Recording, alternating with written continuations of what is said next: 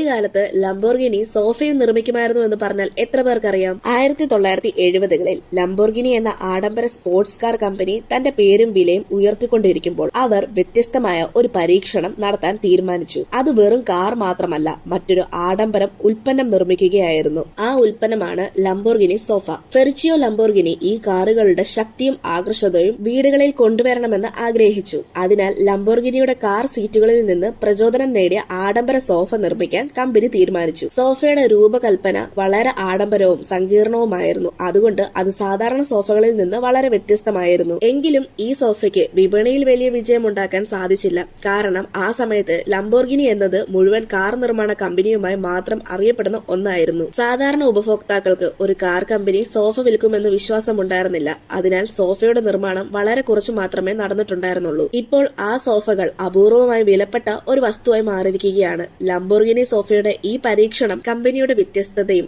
ആഡംബരത്തിനെയും മനോഭാവത്തിനെയും കാണിക്കുന്നുണ്ട്. ലംബോർഗിനിയുടെ ഈ ഒരു പരീക്ഷണത്തിനെ പറ്റി നിങ്ങളുടെ അഭിപ്രായം എന്താണെന്ന് കമന്റ് ചെയ്യും. ഇതുപോലെയുള്ള കൂടുതൽ വീഡിയോസിനായി ചാനൽ സബ്സ്ക്രൈബ് ചെയ്യാനും ഇൻസ്റ്റഗ്രാമിൽ ഫോളോ ചെയ്യാനും മറക്കല്ല്.